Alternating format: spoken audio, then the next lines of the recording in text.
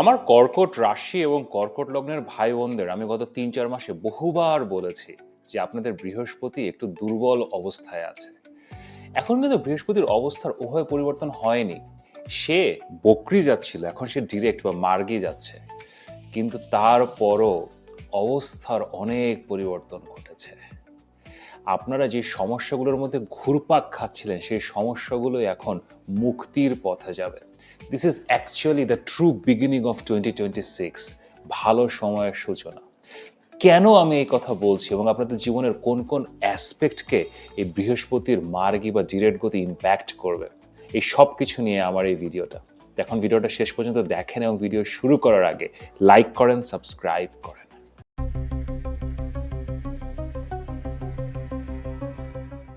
আমি মাহার, আপনারা দেখছেন আমাদের channel Maha your astrologer from Bangladesh. আশা করি সবাই ভালো আছেন। গত ২-৩ মাস ধরে রাশিফলে কিছু হলে আমি বলতাম যে বৃহস্পতি বকরি যাচ্ছে, বৃহস্পতি বকরি যাচ্ছে, ডিরেক্ট হলে বা মার্গী হলে ঠিক হয়ে যাবে। আপনারা আমাকে জিজ্ঞেস করতেন যে ভাই কবে মার্গী হবে, কবে ঠিক হবে। এই মার্চ মাসের ১১ তারিখ থেকে আমাদের আশা আকাঙ্ক্ষা এবং সমৃদ্ধির গ্রহ বৃহস্পতি বক্রি গতি থেকে বের হয়ে ডিরেক্ট বা মার্গী বা সোজা গতি ধরছে। এবং এটা এখন দীর্ঘ দিনের জন্য সোজা যাবে, এটা ৯ মাসের জন্য সোজা যাবে। এবং এই ৯ মাস এটা তিনটি রাশিতে গমন করবে। বর্তমানে মার্চ মাসের ১১ তারিখে বৃহস্পতি মিথুন রাশিতে ডিরেক্ট বা মার্গী হচ্ছে, এখানে কিছুদিন চলবে। এরপরে জুন মাসের ২ তারিখে এটা কর্কট রাশিতে মার্গী অবস্থায় প্রবেশ করবে এবং তুঙ্গস্থ বা উচ্চ হবে। বৃহস্পতি যাবে তুঙ্গে, এবং তুঙ্গে বৃহস্পতি আমাদেরকে খুব ভালো রেজাল্টস দিবে সৃষ্টিকর্তার কৃপা। এরপরে তুঙ্গে বৃহস্পতি অবস্থা শেষ করে অক্টোবর মাসের শেষে বৃহস্পতি সিংহ রাশিতে যাবে। তো এবং এই ডিরেক্ট মোশনটা শেষ হবে হচ্ছে আপনার ডিসেম্বর মাসের ১২ তারিখে, এটা আবার বক্রি যাওয়া শুরু করবে। তো দেখেন মার্চ মাসের ১১ তারিখ থেকে ডিসেম্বর মাসের ১২ তারিখ দীর্ঘ সময়, এই ৯ মাস বৃহস্পতি ডাইরেক্ট বা মার্গী অবস্থায় আমাদের সবার জীবনে সৃষ্টিকর্তার কৃপায় সমৃদ্ধি নিয়ে আসবে। এখন এই বৃহস্পতি স্ট্রং হওয়া, পজিটিভ হওয়া এত গুরুত্বপূর্ণ কেন? কারণ আমাদের জ্যোতিষশাস্ত্রে ৯টা গ্রহ আছে, আমরা অনেক কিছু নিয়ে আলোচনা করি, কিন্তু সবচেয়ে গুরুত্বপূর্ণ গ্রহ হচ্ছে বৃহস্পতি। আপনার বৃহস্পতি একসাথে আপনার জীবনের অলমোস্ট 90% জিনিস কন্ট্রোল করে। ফার্স্ট অফ অল জাস্ট একটু অঙ্কের দিকে তাকে, মানে বৃহস্পতি একটা ঘরে বসে আপনার বার্থ চার্টে, ওখানে তো সে কন্ট্রোল করছে। বৃহস্পতির মালিকানায় দুটো ঘর আছে, ধনু রাশি, মীন রাশি, সেগুলো কন্ট্রোল করে। তার দৃষ্টি আছে, সে 3টা ঘরকে দেখে। সো অলরেডি তো সে 6টা ঘরকে ধরেই ফেললো। এটা ছাড়াও বৃহস্পতির অনেক কারক তত্ত্ব আছে, আমাদের জীবনের অনেক অ্যাসপেক্টস আছে যেগুলো বৃহস্পতির মাধ্যমে সৃষ্টিকর্তা নিয়ন্ত্রণ করেন।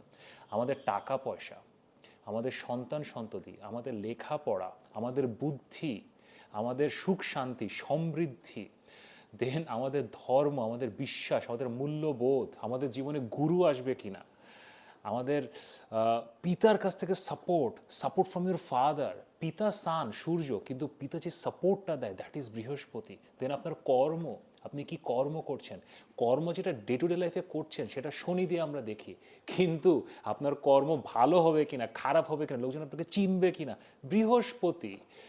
দেন আপনার আশা আকাঙ্ক্ষা, হোপস অ্যান্ড ডিজায়ার, আপনার জীবনের অ্যাম্বিশন, এগুলো ফুলফিলড হবে কিনা, আপনার জীবনে পদকপ্রাপ্তি হবে কিনা, আপনি জীবনে হায়ার র্যাঙ্কে উঠবেন কিনা, বৃহস্পতি।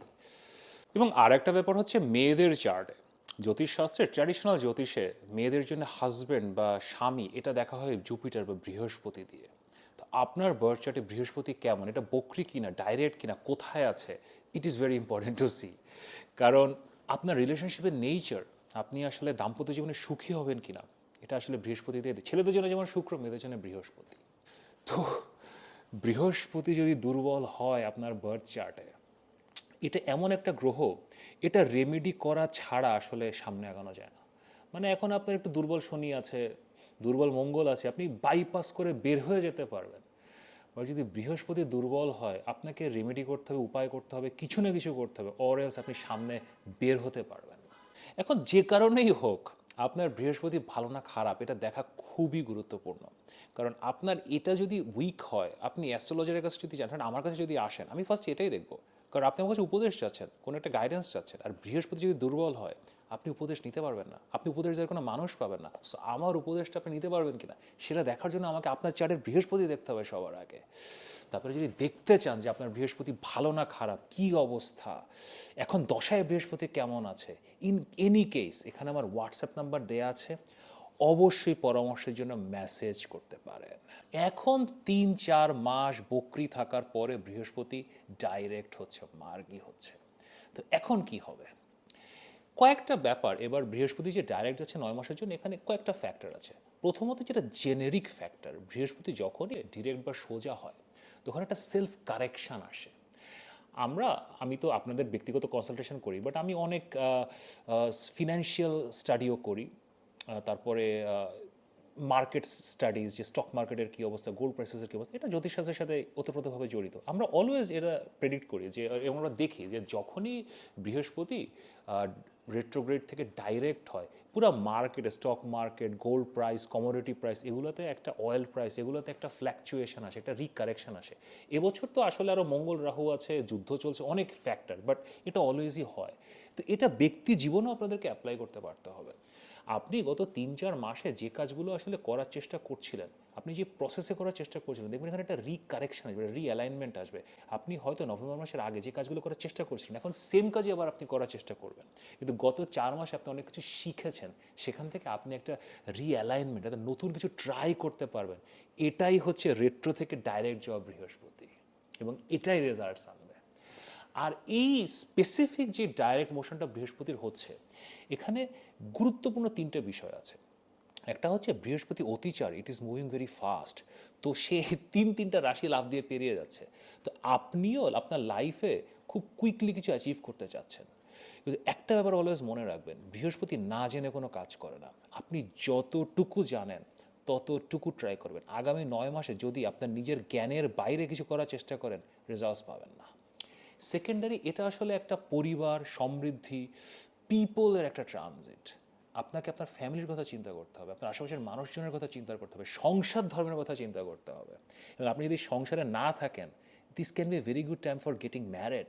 সন্তান, যদি আপনাদের জীবনে সন্তান না থাকে, এই যে 9 মাসের ফেজ, সন্তান নেওয়ার জন্য খুব ভালো সময়।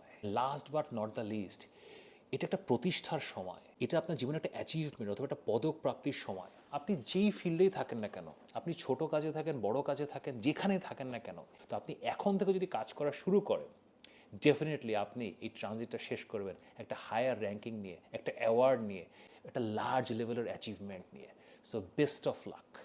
তো চলেন এখন আপনাদের রাশি এবং লগ্নের জন্য এই যে ডাইরেক্ট ট্রানজিট, এটা স্পেশাল কী ইম্প্যাক্টস নিয়ে আসছে সেটা এখন দেখি। ক্যান্সার পিপল, আমাদের কর্কট রাশি এবং কর্কট লগ্নের ভাই বোনেরা, আমাদের রোম্যান্টিক, আমাদের স্বপ্নবিলাসী, আমাদের ইমোশনাল ইন্টেলিজেন্সের অধিকারী, এবং আমাদের মধ্যে রাজসিক স্বভাবের অধিকারী। হ্যাঁ, রাজা রানীর কথা বললেই মানে লোকজন হয়তো এই সিংহ রাশির কথা বলে মাঝে মাঝে, যে ইয়া, কিন্তু রাজার মতো, রানীর মতো মনোভাব যদি কারোর থাকে, মাইন্ডসেট যদি কারোর থাকে, সেটা হচ্ছে আপনাদের।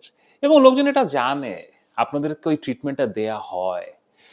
ধরেন একজন লোক আপনার কাছে 15 লাখ টাকা পায়, আপনার টাকা দরকার, কিন্তু ওই লোকটার অবস্থা আরো খারাপ, ও গরিব, ও দিতে পারবে না। তো আচ্ছা থাক, ওর কাছে টাকা চেয়ে বা কি হবে, ও গরিব মানুষ, ও কোথা থেকে আমাকে দেবে, আমার 15 লাখ দরকার, আমি কোন একটা জায়গা থেকে জোগাড় করে নিব, আমি তো নিজেই রাজা।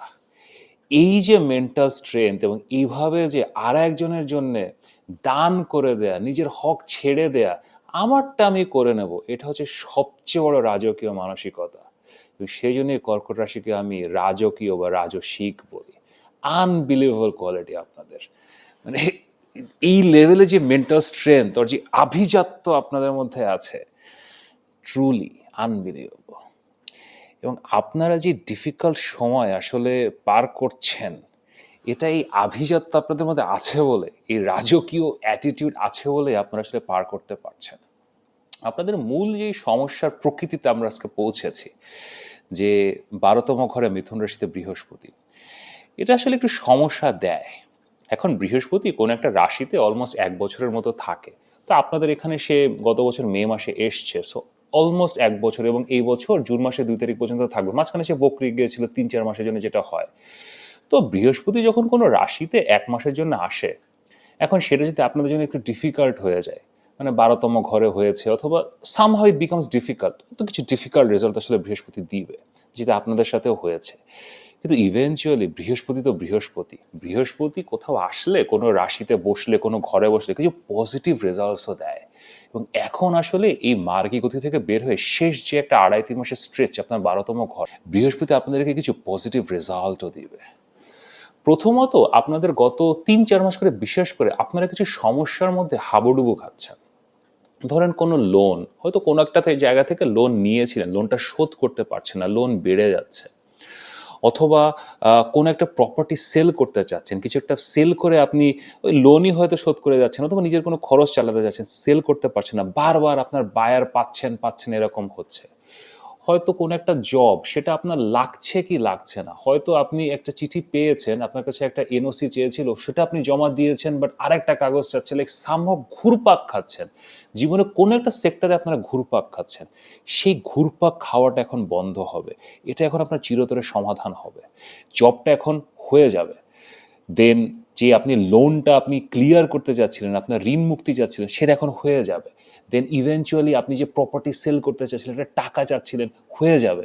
দেন আপনার হয়তো কোনো আইনি সমস্যা ছিল, কোর্টে কোনো কেস চলছিল, আপনার বিরুদ্ধে কোনো মামলা মোকদ্দমা ছিল, হয়তো বা কোনো টাকা নিয়ে ডিসপিউট চলছিল, কারোর কাছ থেকে টাকা পান, সেটা কোর্টের আদেশে বন্ধ ছিল, এই সমস্যাগুলোও মিটে যাবে। So overall this is a very good time. এখন এই মার্চ মাসের শুরু থেকে এই সমস্যাগুলো মেটা শুরু করবে। বৃহস্পতি আপনাদের ষষ্ঠ ঘরের লর্ড। ষষ্ঠ ঘর আসলে আমাদের জীবনে এই ডিসপিউট, সমস্যা, আটকে থাকা, বাধা, এগুলা দেখায়। সো এটা যখন 12তম ঘরে যাচ্ছে, এটা বিপরীত রাজযোগ তৈরি করে। তো প্রথম এই বিপরীত রাজযোগের রেজাল্টটা পেতে আসলে একটু সমস্যা হয়। আপনার মনে হয় কি, বাধার মধ্যেই পড়ে আছি, কোনো মুক্তি আসলে পাচ্ছি না। কিন্তু এখন এই সময় আপনার এই সমস্যাগুলো আসলে মিটবে।